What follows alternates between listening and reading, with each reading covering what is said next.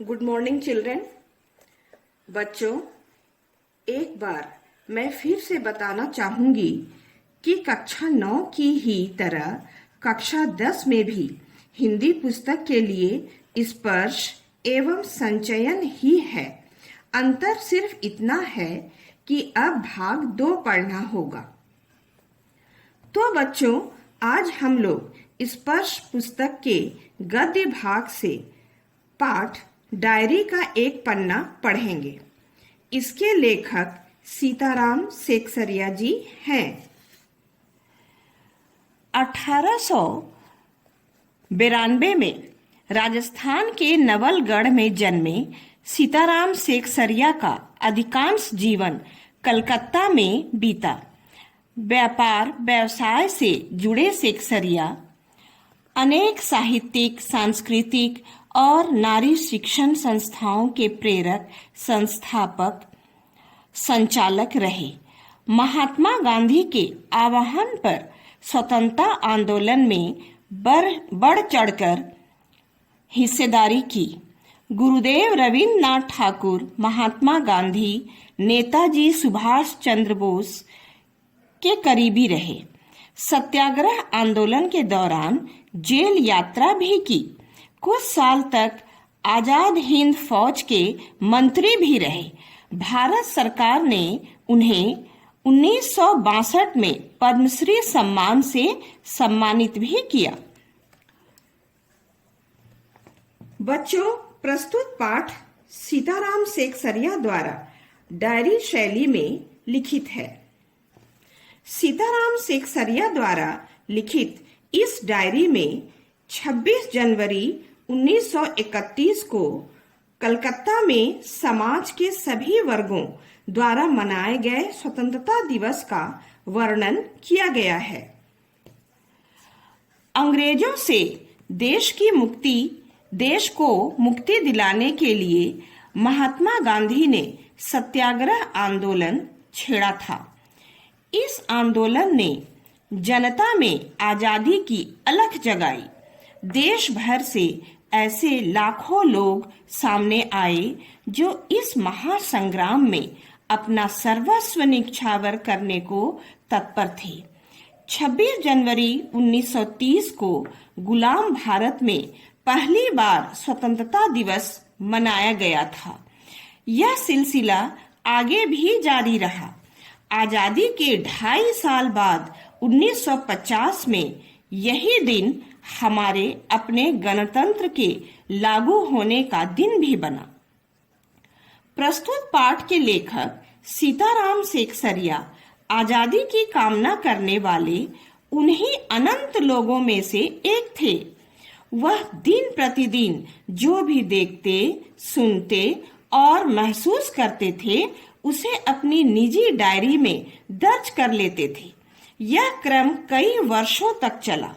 इस पाठ में उनकी डायरी का 26 जनवरी 1931 का लेखा जोखा है।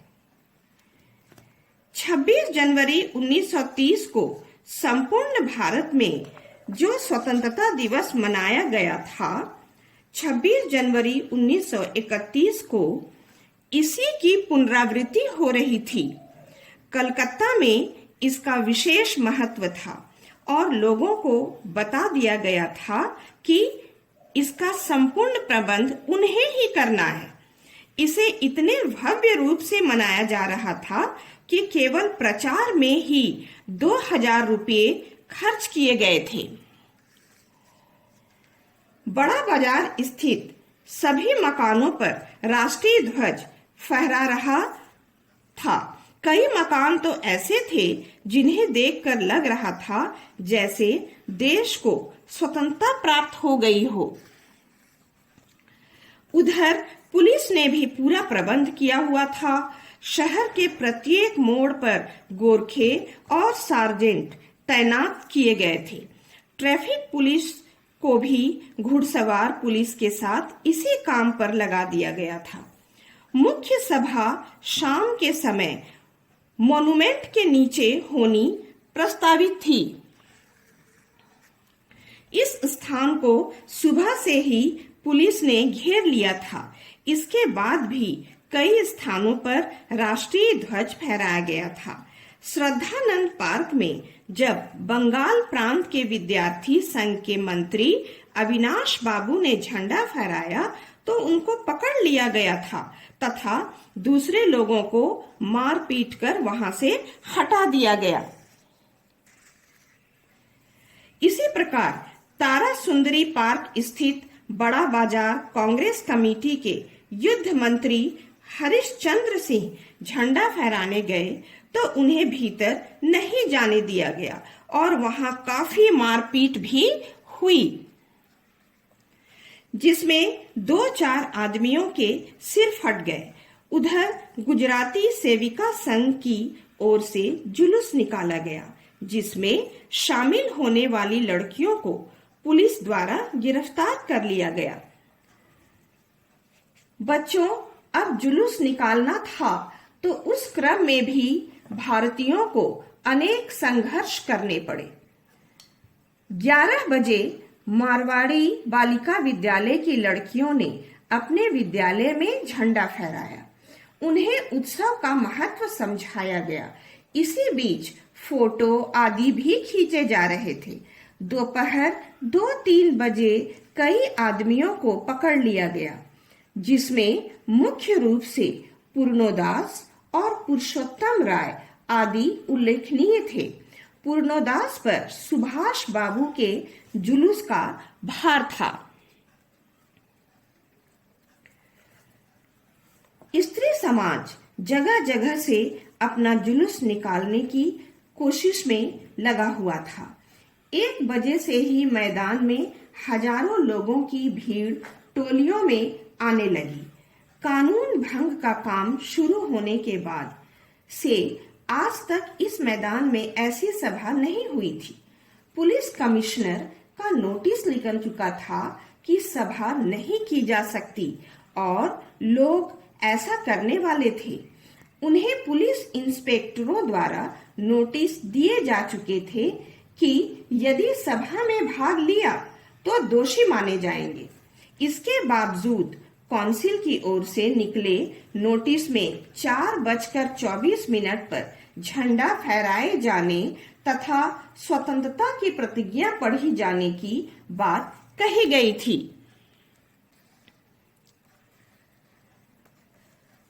ठीक 4:10 पर सुभाष बाबू जुलूस लेकर आए तो उन्हें चौरंगी पर ही रोका गया, पर भीड़ इतनी अधिक थी कि पुलिस इसे रोक नहीं पाई। जैसे ही जुलूस मैदान के मोड़ पर पहुंचा, पुलिस ने लाठियां चलानी शुरू कर दी, जिसमें बहुत से आदमी घायल हुए। सुभाष बाबू जोर जोर से वंदे मातरम बोले जा रहे थे, उन पर भी लाठियां पड़ी। ज्योतिर्मय गांगुली ने सुभाष बाबू से दूसरी ओर जाने को कहा, किंतु सुभाष बाबू ने आगे बढ़ने पर जोर दिया। पुलिस की भयानक लाठियों से क्षितिज चटर्जी का सिर भी फट गया था। स्त्रियों ने मॉन्यूमेंट की सीढ़ियों पर चढ़कर झंडा फहराकर घोषणा पढ़ दी। स्वयं सेवकों का उत्साह लाठियां खाकर भी कम नहीं हो रहा था।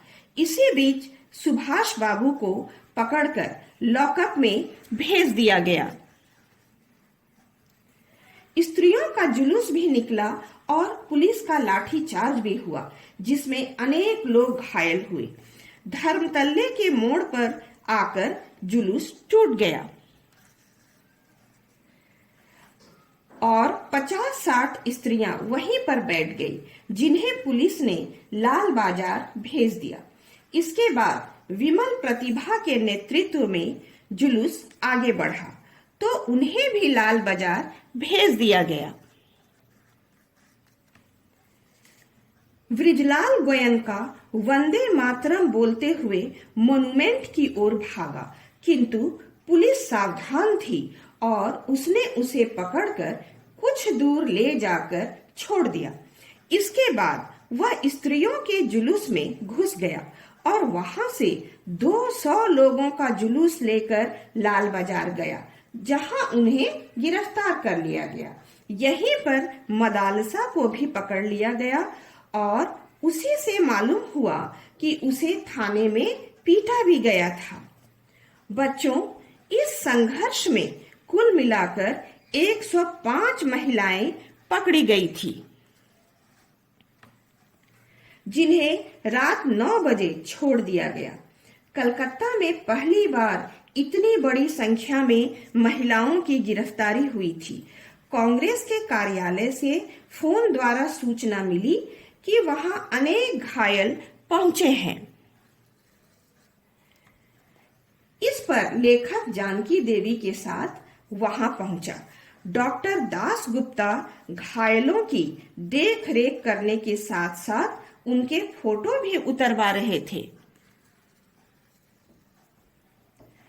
वहां 103 घायल पहुंचे थे। इसी प्रकार अस्पताल में भी 160 घायल पहुंचे थे। कुछ लोग अपने घर चले गए थे। पकड़े गए लोगों की संख्या का पता नहीं चल पाया। लेखक के अनुसार यह संघर्ष अपने आप में अत्यंत महत्वपूर्ण था, जिसने कोलकाता के इस कलंक को धो दिया कि यहाँ स्वतंत्रता आंदोलन का काम नहीं हो पा रहा था। इससे यह आशा भी बंधी कि यहाँ भी स्वतंत्रता आंदोलन का काम हो सकता है।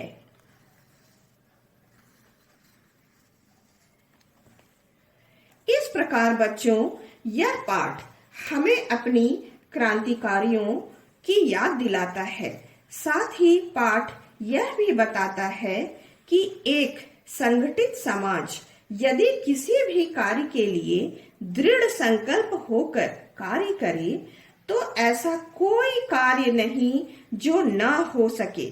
डायरी शैली में लेखक ने वातावरण को साकार कर दिया है। तो बच्चों, मैंने गृह कार्य भी दिया है जो PDF फाइल में है।